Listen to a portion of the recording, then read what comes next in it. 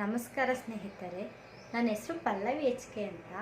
ನನಗೆ ಟೀಚಿಂಗ್ ಪ್ರೊಫೆಷನ್ಗೆ ಹೋಗಬೇಕು ಅಂತ ತುಂಬ ಆಸೆ ಇತ್ತು. ಆದರೆ ಕಾರಣಾಂತರಗಳಿಂದ ಟೀಚಿಂಗ್ ಫೀಲ್ಡ್ಗೆ ಹೋಗೋಕ್ಕಾಗಲಿಲ್ಲ. ನಮ್ಮ ಯಜಮಾನ್ರ ಜೊತೆ ನನಗೆ ಟೀಚಿಂಗ್ ಅಂದರೆ ಇಷ್ಟ ಅಂತ ಯಾವಾಗಲೂ ಹೇಳ್ತಾನೆ ಬಂದೆ. ಅದಕ್ಕೆ ಅವರು ಬೇರೆ ಕಡೆ ಹೋಗಿ ಟೀಚ್ ಮಾಡೋದಕ್ಕಿಂತ ನಾವೇ ಓನಾಗಿ ಒಂದೊಳ್ಳೆ ಟ್ಯೂಷನ್ ಕ್ಲಾಸ್ನ ಸ್ಟಾರ್ಟ್ ಮಾಡೋಣ ಅಂತ ಹೇಳಿದ್ರು. ಆದರೆ ಮನೇಲಿ ಟ್ಯೂಷನ್ ಕ್ಲಾಸ್ನ ಸ್ಟಾರ್ಟ್ ಮಾಡೋದು ಬೇಡ, ಮನೇಲಿ ಸ್ಟಾರ್ಟ್ ಮಾಡಿದ್ರೆ ನಿಮಗೆಲ್ರಿಗೂ ಗೊತ್ತಿರೋ ರೀತಿ ಬರೀ ಡಿಸ್ಟರ್ಬೆನ್ಸೇ ಜಾಸ್ತಿ ಇರುತ್ತೆ. ಅದಕ್ಕೆ ಮಕ್ಕಳಿಗೆ ಪ್ರೈವೇಟಾಗಿ ಟೈಮ್ ಕೊಟ್ಟು ಅವ್ರ ಹತ್ರ ಕೂತು ಮಾತಾಡಿ ಅವರು ಯಾವ ಸಬ್ಜೆಕ್ಟಲ್ಲಿ ಜಾಸ್ತಿ ಇಂಟ್ರೆಸ್ಟ್ ತೋರಿಸ್ತಿದ್ದಾರೆ, ಯಾವ ಸಬ್ಜೆಕ್ಟಲ್ಲಿ ತುಂಬ ಡಲ್ಲಾಗಿದ್ದಾರೆ ಅನ್ನೋ ವಿಷಯ ಎಲ್ಲ ತಿಳ್ಕೊಳ್ಳೋಕ್ಕೋಸ್ಕರ ಒಂದೊಳ್ಳೆ ಟ್ಯೂಷನ್ ಕ್ಲಾಸ್ ಬೇಕು.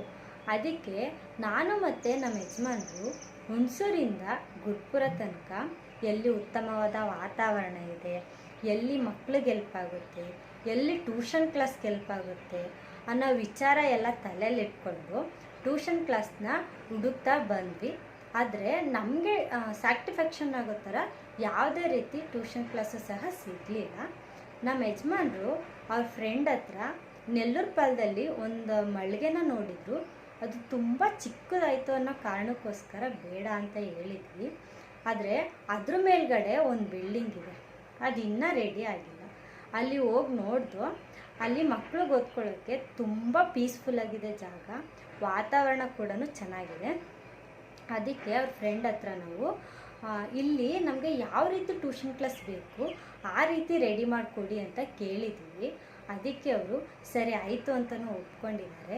ಈಗ ಆ ಬಿಲ್ಡಿಂಗ್ ಕನ್ಸ್ಟ್ರಕ್ಷನ್ ಕಾರ್ಯ ನಡೀತಾ ಇದೆ. ಅದು ಯಾವ ರೀತಿ ನಡೀತಾ ಇದೆ ಅಂತ ಒಂದು ಸಲ ನೋಡ್ಕೊಂಬರೋಣ ಬನ್ನಿ. ನೋಡಿ ಸ್ನೇಹಿತರೆ, ಇಲ್ಲಿ ಮೇಲ್ಗಡೆ ಇರುವಂಥದ್ದೇ ನಾವು ಟ್ಯೂಷನ್ ಕ್ಲಾಸ್ಗೋಸ್ಕರ ನೋಡಿರುವಂತಹ ಮಳಿಗೆ.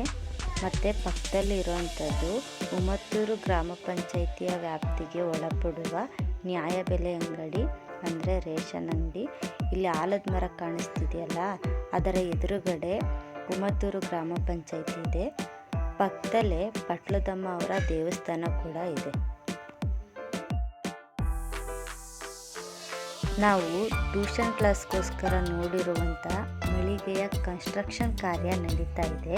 ಅದು ಯಾವ ರೀತಿ ನಡೀತಾ ಇದೆ ಅಂತ ಒಂದು ಸಾರಿ ನೋಡ್ಕೊಂಬರೋಣ ಬನ್ನಿ. ಇಲ್ಲಿ ಲೆಫ್ಟ್ ಸೈಡ್ ಹೋದರೆ ಮನೆ ಇದೆ, ರೈಟ್ ಸೈಡ್ಗೆ ಹೋದ ತಕ್ಷಣ ನಮ್ಮ ಟ್ಯೂಷನ್ ಕ್ಲಾಸ್ ಸಿಗುತ್ತೆ. ನೋಡಿ ಮಳಿಗೆಯ ಕನ್ಸ್ಟ್ರಕ್ಷನ್ ಕಾರ್ಯ ಯಾವ ರೀತಿ ನಡೀತಾ ಇದೆ ಅಂತ. ಜಾಗ ತುಂಬ ವಿಶಾಲವಾಗಿದೆ. ಇಲ್ಲಿ ಕಾಣಿಸ್ತಿದೆಯಲ್ಲ, ಈ ರೋಡು ಹುಣಸೂರಿಗೆ ಹೋಗುತ್ತೆ. ಈ ಹುಣಸೆ ಮರದ ಪಕ್ಕ ಒಂದು ತರಕಾರಿ ಮಳಿಗೆನೂ ಕೂಡ ಇದೆ. ಈ ರೋಡು HD ಕೋಟೆಗೆ ಹೋಗುವಂಥ ರೋಡ್ ಇದು.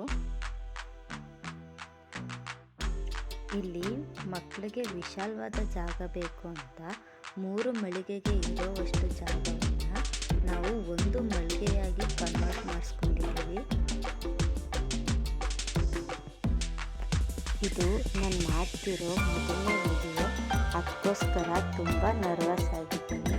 ನನ್ನ ಲ್ಯಾಂಗ್ವೇಜಲ್ಲಿ ಏನಾದರೂ ಪ್ರಾಬ್ಲಮ್ ಇದ್ದರೆ ದಯವಿಟ್ಟು ಕ್ಷಮಿಸಿ. ನಾನು ಮುಂದಿನ ವಿಡಿಯೋದಲ್ಲಿ ಇದನ್ನು ಸರಿಪಡಿಸ್ಕೊಳ್ಳೋಕ್ಕೆ ಟ್ರೈ ಮಾಡ್ತೀನಿ. ಇಲ್ಲಿ ಕಾಣಿಸ್ತಿದೆಯಲ್ಲ, ಇದು ಬ್ಯಾಕ್ ಸೈಡು. ಮತ್ತು ನಾವು ಫ್ರಂಟ್ ಸೈಡ್ಗೆ ಗ್ಲಾಸ್ ಫಿಟ್ಟಿಂಗ್ ಮಾಡಿಸ್ಬೇಕು ಅಂತ ಅಂದ್ಕೊಂಡಿದ್ದೀವಿ. ಇಲ್ಲಿ ಮಕ್ಕಳಿಗೆ ವಾಶ್ರೂಮ್ ಕೂಡ ಅವೈಲಬಲ್ ಇದೆ. ನೋಡಿ, ರೈಟ್ ಸೈಡ್ಗೆ ಹೋದರೆ ವಾಶ್ರೂಮ್ ಸಿಗುತ್ತೆ.